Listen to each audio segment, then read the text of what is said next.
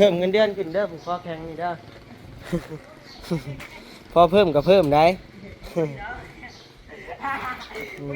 เช็ดเช็ดเช็ดเช็ดรอดบ่บ่รอดเลยโยนทิ่มได้ฮักได้ฮักฮักฮักคอฮักเติบเติบเติบสิทำเลยเนาะน้องน้อยบ่ยาวพี่น้องเลยโอ้ตายตายตายตายโอ้เกือบตามพูดลงพูดเลยก็ได้นี่ปีนมาทางนี้พูดได้จ้ะพูนกับลงพี่เลยน้ำหมูมันเลยฮึบชึบมาย่อมาย่อมาพี่น้องสังกะสีกับไม้ไปเบิ่งดูมากกูบ่าคนใดโธ่เลยธรรมดา2,500สีขาว2,500แม่นครับขาวแล้วต้องความจ่ายง่ายงามพร้อมเป็นเลยเวลามันเปื้อนเขาจะถูโดยไอ้สะดวกไปโอนจ่ายเพิ่นก็ได้ทางกันก็ได้บ่จ่ายชดเลยโอเคปูนพร้อมเนาะแม่นอีหยังนี่เจ้ามาใกล้ๆเฮาแน่อ่านหนังสือบ่เป็นสังกะสีเฮาตัวยอเด้สอเราเขียนสังกะสี7ฟุต14แผ่นแผ่นละ40ได้โอ้บ่ได้แล้วบืนนั่นน่ะบืนบ่ทำบืนน่ะไปคนละทางบ่มี2ทางบ่หักห้านเราอยู่ใกล้ๆนี่เราอยู่ดองเงินนี่2ล้านครบบ่ครบแล้วอย่าเลิกนะเข้ามาแหละเด้อ70,000เนาะอ้ายมีแต่ให้เจ้าขอมขอบใจเพิ่นเนาะนี่ได้เนาะขอบคุณผู้ใหญ่ใจดีขอให้เพิ่นอยู่ดีมีแห้งความเจ็บบ่ให้ได้ความไข้บ่ให้มีปรารถนาสิ่งใดขอให้ได้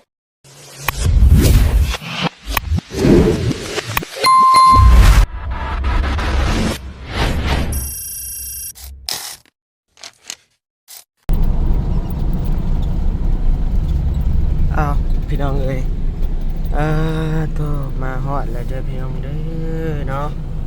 มาฮอดบอนสั่งเครื่องสั่งของแล้วพี่น้องเอ้ยเบิ่งลงไปหาก่อนปึ๊บใส่ตัวเตรียมให้เรียบร้อยนี่พี่น้องเอ้ยเตรียมให้เรียบร้อยเนาะตัวสังกะสียิงไปเอาขึ้นเนาะฮะ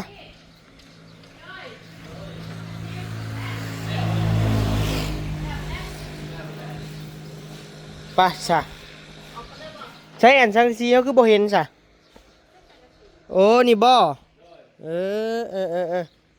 โดยไปโอเคไปกันมืดนี่บ่นี่กระเทินแหละเอาปูนเพิ่มอีก5 ซอกซะไปเอาแบ่งปูนมาเพิ่นชอบเขียวหรือแดงไงเอาเขียวซะเขียว5 ซอก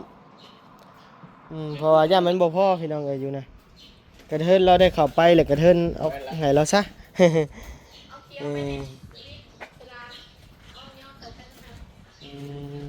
ี่น้องเอ้ยเพื่อสิฮอดเฮาก็ได้มาได้เซโน่โพพี่น้องเอ้ยเดี๋ยวให้อ้ายเพิ่นเอาปูนให้ก่อนเพิ่มอีกจัง5 ซอกจ่ายเงินอยู่ไสจ่ายอยู่พุ่นบ่จ่ายอยู่พุ่นก็ได้เนาะโดยเขียนเติมได้เสียปูนนะโอเคพี่น้องเอ้ย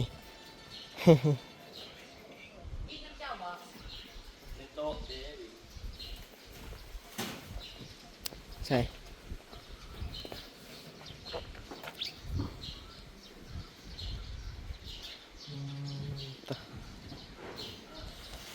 เดี๋ยวสิฮอดตอนนี้ก็ได้จนบ่ายโมงละ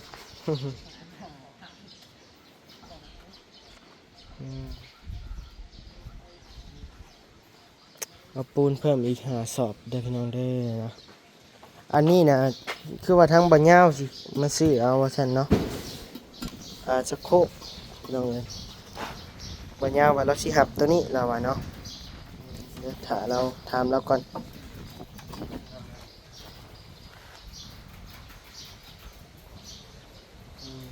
โอเคพี่น้องเอ้ยเนาะเดี๋ยวไปพอกันอยู่เฮือนน้อยๆพุ่นแหละพี่น้องเอ้ยโดย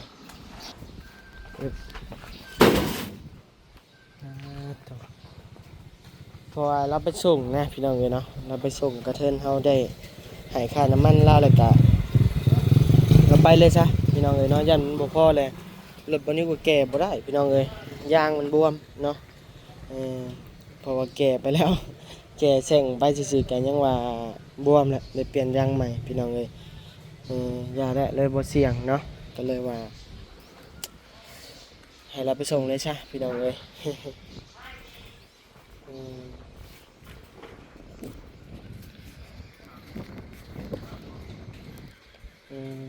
ยังคอแข็งแต่ผู้เดียวบ่ห้ามได้แต่ผู้เดียวบ่นี่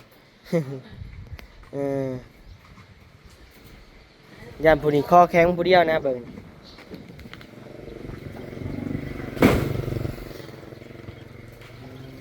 เพิ่มเงินเดือนขึ้นเด้อผู้คอแข็งนี่เด้อ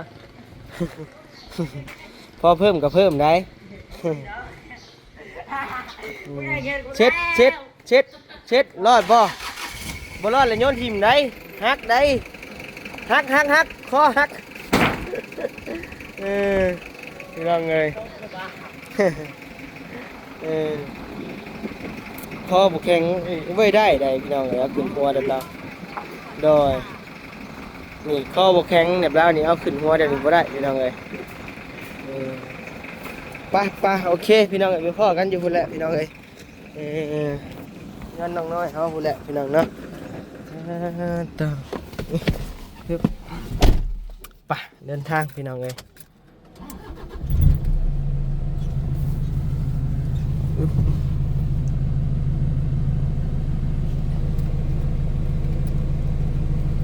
ใช่ไปเดินทางพี่น้องเอ้ยเนี่ยห่านแล้ว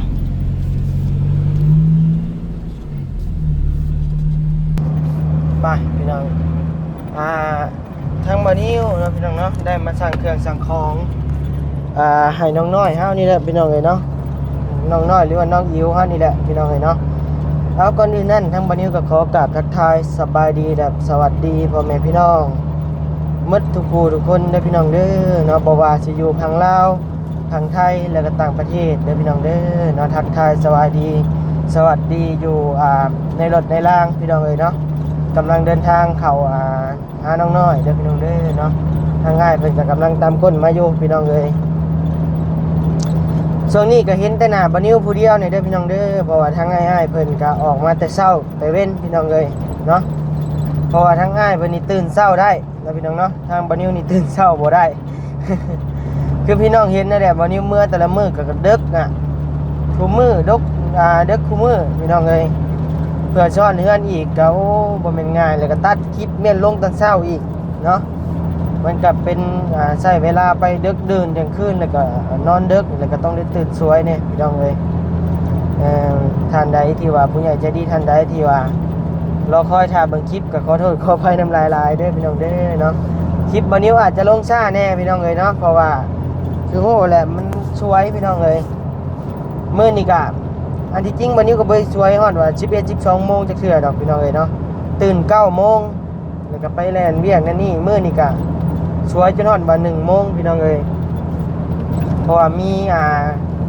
ข่าวดีสิแจ้งน้องน้อยน้ำแน่พี่น้องเอ้ยเนาะทางเพิ่นพ่อใหญ่ใจดีเพิ่นเนาะพี่น้องเนาะอยู่ทางฝั่งไทยเพิ่นเป็นกัปตันนักบินพี่น้องเอ้ยเนาะเพิ่นเงินอันที่ว่าเราผังมา10,000 บาทนั่นแหละพี่น้องเอ้ยเนาะเดี๋ยวรอลุ้นนำกันว่าเป็นข่าวดีหยังเนาะพี่น้องเนาะโดยไปเว้ายาวหลายพี่น้องเอ้ยเข้าไปเงินน้องน้อยกันเลยเนาะพี่น้องเนาะโดย พี่น้องเอ้ยถนนคนทางเด็กพี่น้องเด้อเนาะถนนคนทางเข้าเงินน้องน้อยพี่น้องเอ้ยคุณอ้ายเพิ่นก็ตามมาแล้วพี่น้องเอ้ยซึบโอ้ตามก้นมาติดเลยพี่น้องเอ้ย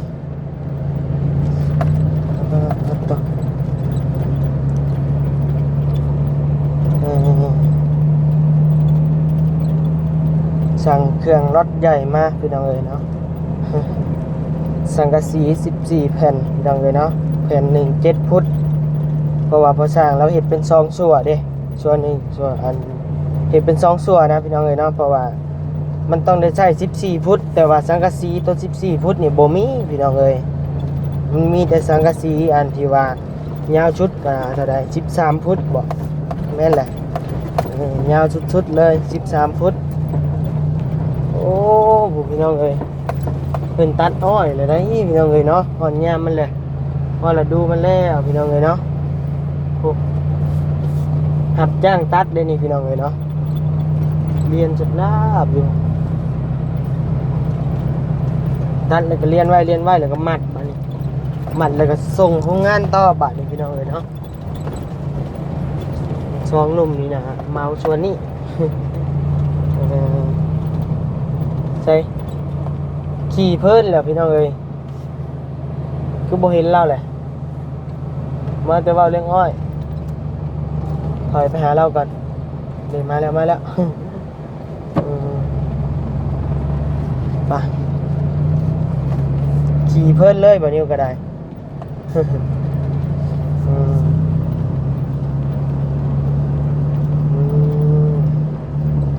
เพื่อชิฮอดเงินน้อยก็ได้เพื่อข่าวฮอดพี่น้องเลย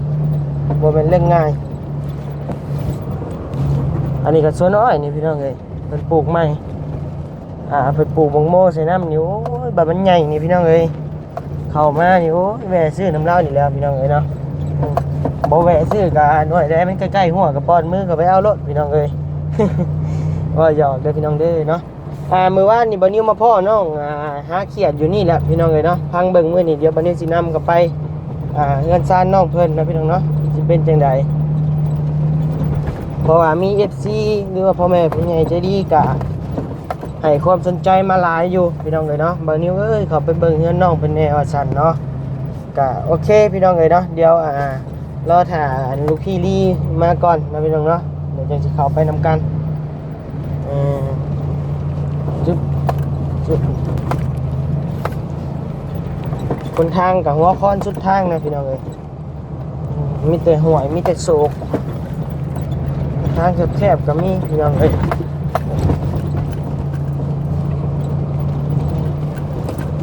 นี่แหละทางข้างหน้านี่แหละปีนข้างหน้าไปทางนี้พี่น้องเอ้ยไต่ข้างหน้าเขานะเอาง่ายๆ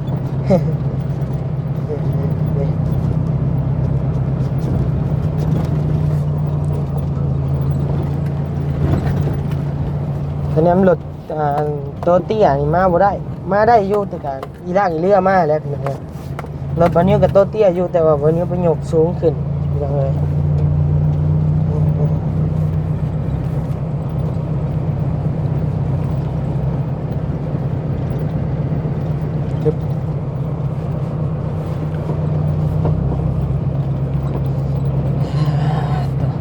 เอาโอเคพี่น้องเอ้ยเดี๋ยวไปพอกันอยู่เฮือนน้องน้อยพุ่นเด้อพี่น้องเด้อนะเดี๋ยวไปพี่น้องเอ้ยใกล้สิฮอดแล้วแหละพี่น้องเอ้ยเนาะทางหน้านี่แหละหน้าน้องน้อยเพิ่นนะพี่น้องเนาะจักสิมีไผอยู่บ่ตูนบ่ยาวบ่อยู่นะพี่น้องเนาะ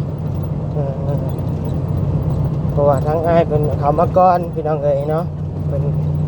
เดินทางออกมาก่อนจะเศร้าพุ่นแหละพี่น้องเอ้ย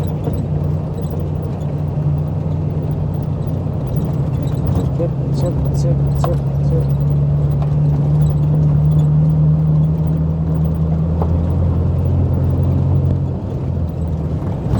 นั่นแหละประตูนพี่น้องเอ้ยเนาะประตูนกับบ่ยาว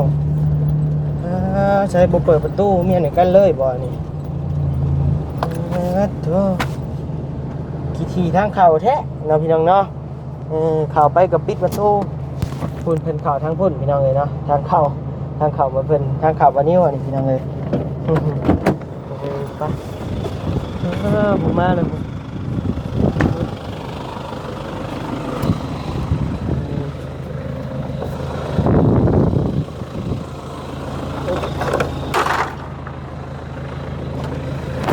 ประตูได้ป่ะสมัยตะกี้ได้พี่น้องเนาะ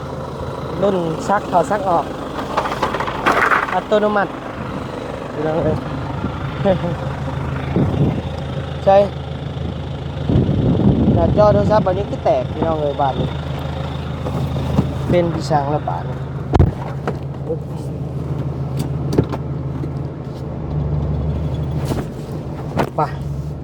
ฮอดแล้วพี่น้องลมแห้งๆมื้อนี้พี่น้องเนาะเช็ดต่อไหม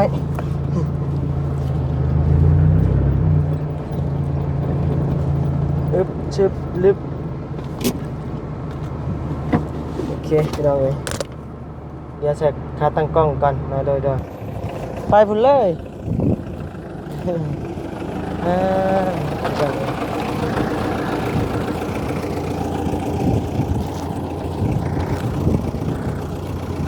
ทึบพี่น้องเอ้ยเนาะน้องน้อย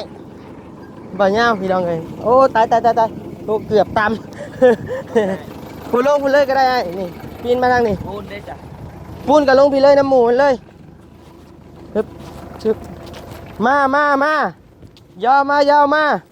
พี่น้องเอ้ยนี่แหละนี่ลงนี่โลดอึบผมมีผ้าบัดบ่บอกเอาเพิ่นเอาผ้าบัดมาปกไว้เนี่ยก็บอกมาปก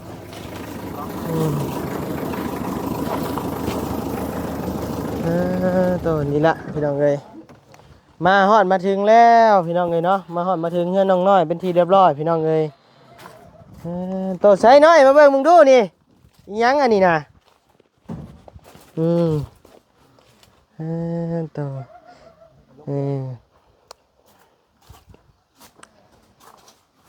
แม่นบ่บอกห่านเจ้าบ่พี่ตัวนี้นี่เจ้าบ่เคยเข้ามาส่งบ่เคยแล้วบ่แม่นซั่นน่ะ ท่านบอกอันนี้ฮะเขาเพิ่งเขา บอกไผซั่นน่ะ ท่านบอกนี่บอกไอ้เมียคอยอันนี้ บ่ยูซิโนบ่ บอกอันนี้ยันบอกไปเล่เลยบอกไอ้เมียคอยห่านข้างๆกัน บ่มันบ่แม่นอันนี้ฮะเฮาแก้มาที่ซิโนผู้บ่ เซโน่บ่เลย แม่นผ่านภาพด้วยเจ็ดช้างนั่นท่านบอกลูกพลหน่อยงาม ห้านลุงพลอยู่บ่อนใด คนละภาคข้างกับปั๊มน้ำมันเด้เขาเอิ้นมันสนามชัยบ่ โอ้ก็เฮาซื้อสนามไส้แหละนี่ แต่ว่าองค์เจ้าซื้อสนามชัยอยู่แต่ว่ายันมันใกล้ปั๊มน้ำมัน บ่กายบ่ บ่กายบ่ ข้างปั๊มน้ำมันเลย ข้างอันนี้ข้างปั๊มน้ำมันคันว่าจะเอาคนละภาคกับปั๊มน้ำมันนั่นหักกว่าได้ตัวนั้น โอ้ แข็งงาม เออ บ่เป็นผู้เปื่อยอยู่เนี่ย โดย อันนี้ฮะ อันนี้ก็งามแล้วนี่ เดี๋ยวบอกคือบล็อกหันคอยบล็อกหันพอคอย ว่าเออ ไปเบิ่งแม่นแล้วต่ำๆเนี่ยบล็อกหันพอคอย อืม คอยเป็นคนสั่งเขาเจ้า โดย ถ้ามันบกแข็งแล้วเราบูชูเห็ดพอกันลูกน้องก็บ่เห็ดอีกมันบกแข็ง โดย ไปส่งลูกค้าติมันจะเป็นเหมือนติ โดย 17 เซนถึง16 เซนครึ่ง โดยเรียบร้อยเนาะครบน้อยเนาะ แม่นกบเดี๋ยวเขาเสร็จขึ้น เออ ก็สะ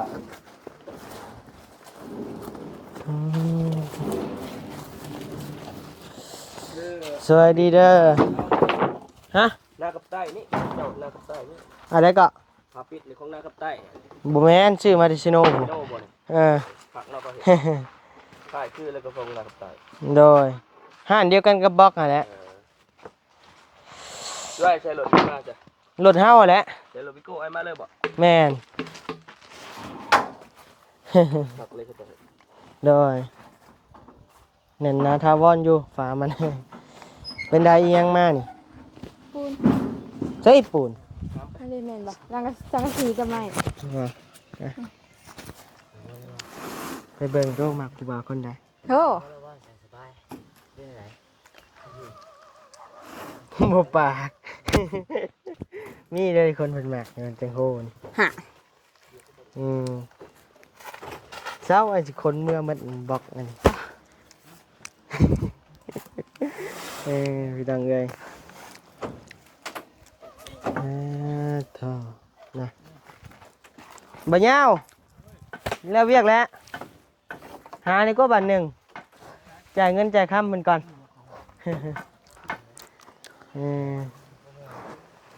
เฮาอันสั่งปูนมาเพิ่มอีก5 สอบพ่อบ่อ้ายเจ้าอ่ะกระเทินได้เฮาอันได้ให้ค่าน้ำมันรถเพิ่นเลยก็ได้ว่าเอามานำซะ บ่เรือบ่ ฮะโบกพร้อมได้โบกพร้อมมาได้เรือซะบ่ เห็นบ่บ่เรือบ่ วะเขาแบบทางโบกทางเทนี่ก็ประมาณ3ช็อปนี่ก็กับ4-5ช็อปนี่โบกอีกเรือกันเรือดำช็อปแล้วเห็นบันไดมัน ของนั่นเป็นบันได ฮะใหญ่ปะเห็ดอันยังมันเกาะเดี๋ยวเงินต้องใช้ฟ้านะอ้อมเงินเลยนะกันเปื้อนโดยเรือก็เห็ดกันเปื้อนน้ำแน่นะชึบโผล่กัดแขวกัดข้างใช่แล้วกระได ก็เขาบอกเขาไปย่อชอยไปแล้วนี่ ย่อขึ้นรถไอ้ไปเสียวมือ บ่ หลายใจ หาลายใจใช่ หลายคนสื่อวะ บ่หลายคนจังได๋ 14 แผ่นบ่เหมือนน่ะ แม่น อืม ครบเนาะเดี๋ยวมาเบิ่งนี่ก็ได้ ยังเหลือแต่ชักโครกแล้วว่าเจ้าเสียมาว่าฉันห่านแล้วก็มีอันเท่าไดก็อ้ายชักโครกเจ้า โอ้ส้วมธรรมดาบ่ เนย ธรรมดาส้วมเส้นหาสีขาว 2.5 แม่นครับ อืม ขาวแล้วต้องการความสะอาดไง งามพร้อม เป็นเลยเวลามันเปื้อนเขาจะถู โดย ไอ้สะดวกไปโอนจ่ายเพิ่นก็ได้ทางอะไรก็ได้ บ่จ่ายชดเลย โอเค ปูนพร้อมเนาะ แม่น อีหยังนี่เจ้ามาใกล้ๆเฮาแหน่อ่านหนังสือบ่เป็น สังกะสีเฮาตัวยอเด้ เออ สอ ชอเราเขียนสังกะสี 7 7ฟุต 14 14แผ่นแผ่นละ40,000 แม่น ตกอยู่560,000 10,000กีบพี่น้องเอ้ยไม้48 7โตโตละ80ตกอยู่560,000กีบคือกันเนาะ แม่น แล้วก็เป็นลม4แผ่นแผ่นละ100,000 400,000กีบปูนเขียวสอบละ80,000หน่อยเนาะ แม่น ตกอยู่400,000กีบค่าส่งค่าน้ำมันแหละพี่น้องเอ้ยเนาะ150,000ยอดรวมบัดนี้พี่น้องเอ้ยเนาะยอดรวมอยู่2,70,000กีบพี่น้องเอ้ยเนาะว้า น้อยเดียวเลยเนาะเออหลายเติบพี่น้องเอ้ย มันราคาของมันแพงของมันนี่ น้อยใช้น้อยเงินน่ะใช้เงินน่ะ จักหาถุงก็บ่มี ไปนำเราเลย ไปบ่ ไปเอาแท้ได้เรายังจากไปอยู่ยาอาชิใจายให้ต่อ เดี๋ยวนี่บ่มีทางซอดเบื้องแล้วบ่ มี มีอยู่แต่มันยากเลย ซอดใส่ตัวนี้ สดนอกสองกงสีเลย โอ้ ของสี สีโฮมแล้วบ่ แม่นแหละ 1 2นับดูหน่อยครับผมเจะยับมาใกล้ๆเขาก็ได้ไอ้แดด 1 2 3 4ขนาดไหนเลยอยู่ ได้โอ้บ่ได้แล้วบืนนี่นะบืนบ่ทำบืนน่ะ ไปคนละทาง บ่ ทางมีสองทาง บ่หักห้านเราอยู่ใกล้ๆนี่ เราอยู่หนองเงินนี่ครับ ช่องล้านครบบ่ ครบแล้ว อย่าเลิกนะ 70,000เนาะแม่นบ่ แม่น 70,000กีบ ขอบใจขอบใจเด้อ โดยขอบใจอ่ะโดยโอ้ตายได้เออ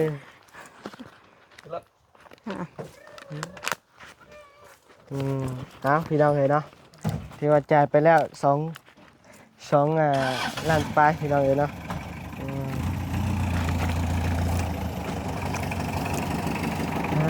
ตัวเอามีแต่ให้ทั้งน้องน้อยขอบคุณขอบใจเพิ่นเนาะเงินจำนวนนี้ก็เป็นเงินสมทบเข้ามาแหละเด้อที่อยู่กับอ้ายมีแต่ให้เจ้าขอบคุณขอบใจเพิ่นเนาะนี่บินพี่น้องเอ้ยแคมเฮาในอ้ายปึ๊บโอเคเป็นเงินเพิ่นสมทบเข้ามามีแต่นบมือขึ้นแล้วก็ขอบคุณขอบใจเพิ่นให้เพิ่นอยู่ดีมีแฮงว่ารถว่าสำจะเว้าได้หั่นแหละเนาะมีแต่ว่าบ่เป็นมันบ่ได้เนาะ ขอบคุณผู้ใหญ่ใจดีก็ขอให้เพิ่นอยู่ดีมีแห้งความเจ็บบ่ให้ได้ ความไข้บ่ให้มีปรารถนาสิ่งใดขอให้ได้สิ่งนั้นสมความมุ่งมั่นปรารถนา อย่าเจ็บอย่าจนร่ำๆรวยๆสาธุ สาธุเอาในนามบานิวเป็นสะพานบุญให้ทางน้องน้อยทางบานิวก็ขอขอบคุญขอบคุณ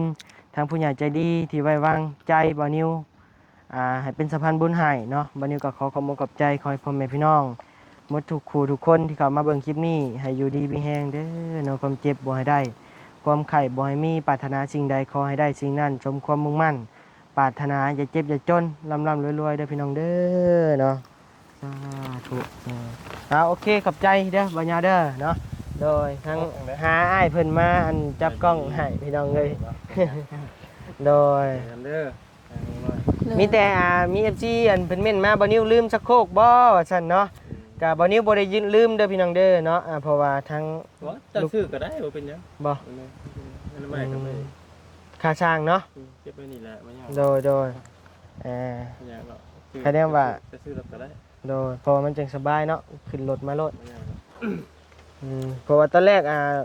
บ่นิ้วว่าให้แบ่งเวียกให้บ่ยาวนํแน่หั่นนะพี่น้องเอ้ย เป็นหยังได้แล้วได้แล้วนี่มันมีอย่างไรมิแต่เราสร้างแหละไม่เห็น โดยมีแต่รอสร้างแต่ว่าทั้งเฮาก็คิดอยู่ว่าซั่นว่ากับทางบริกับปรึกษากันอยู่ว่าสิปรึกษาทางอยู่ว่าถ้าว่าพอสร้างเวียกเพิ่นก็หลายหั่นน่ะ แล้วว่าอยู่ แนวเพิ่นแม่นอยู่ว่าเฮาก็อยากให้เพิ่นมาเฮ็ดเพราะว่าอยากให้เพิ่นได้เงินแต่ว่าเวียกเพิ่นก็หลายพ่อแม่เพิ่นก็ท่าเบิ่งนะอยากเห็นว่าเฮาเฮ็ดดำเนินการแล้วหั่นนะแล้วเฮาคิดว่าอยากเอาสร้างผู้อื่นนำแน่หั่นนะ ได้ ก็ หาลมเบิ้ง โดย ได้ก็ถามน้องน้อยอยู่น้องน้อยมาเป็นบางตามมาบ้าง โดย ทางเจ้ามีก็หามาถาม เรื่องอันที่ว่าพอสร้าง กัน เขามาแทกให้เขามาไล่ให้กะให้เรากินน้ำกินในจักเล็กจักน้อยนะเพื่อบ่เป็นการเสียใจกัน เราบ่ยากปานใดที่ต้อง แม่นแต่เราก็บ่ยากดอกแต่ว่าเฮาก็ให้พอเป็นน้ำจิตน้ำใจเฮาหั่นนะ เบิ่งก่อน โดย เบิ่งคนอันท่านไปลงกับทางอื่นก่อนเนาะ ว่าราคามันสิได้จำพอสร้างบ่หั่นนะเพราะว่าพอสร้างแล้วเอาถูกได้พี่น้องเอ้ยเนาะแล้วก็อย่าพังเบิ่งพี่น้องเอ้ยเนาะก็ยังบ่ตกลงปรงใจดอก แต่เขาไปหาทางอื่นยังบ่ได้ซ้ำก็ยังบ่อยากว่าอะไร โดยทางพอสร้างมันก็ดีแหละแล้วก็ดีนำเฮาก็ต้องดีนำเราพี่น้องเอ้ยเนาะ เลย เพราะว่าแล้วก็เวียกหลายนะงานเฮือนน้องยังก็น้องอีนี่กับป้อน้องอื่นก็ยังทันได้แล้วเนาะของน้ำอีกเฮือนน้องนี่ตีไปนี่ไล่ไปเลยว่าประมาณ15 มื้อพุ่นแล้วจังแล้วรวมมา2หลังนี่ เลย เอาโอเคบ่รบกวนแล้วบ่ยาวขอบใจหลายๆเด้อเนาะทางอ้ายเพิ่นโดยเดี๋ยวปรึกษากันหลายๆคู่หลายๆคนก่อนพี่น้องเอ้ยเนาะกินหยังเฮ้ยกินน้ำนี่เอานี่เอาไปต้มกินเด้อ เด้อ มาสิเก็บไว้บางเทื่อมีหยังไรจังสิมารวบรวมกันว่ามันเท่าใดแต่การเรื่องมันอีกมันย่อยแถวนี้ก็ยังบ่ได้มีบินได้พี่น้องเอ้ยเนาะเพราะว่าเฮาเอามาทีละน้อยแล้วก็เลยบ่มีบินนะหากพี่น้องคือสิฮู้อยู่บัดนี้บอกในคลิปอยู่เพราะว่าบล็อกบัดนี้ไปซื้อก็ถ่ายคลิปอันบัดนี้ไปซื้อน่ะก็ถ่ายคลิปคือกันพี่น้องเอ้ยพี่น้องก็อาจจะฮู้อยู่ดอกเนาะโอเคแล้วพี่น้องเอ้ยเนาะมาก็เว้าง่ายๆก็ครบแล้วเบิ่งนี่เนาะเหลือแต่สร้างนะเว้าง่ายๆบัดนี้กับสะโครกอันนึงพี่น้องเอ้ยแกะกินให้เลยแกะให้เลยแซ่บเนาะ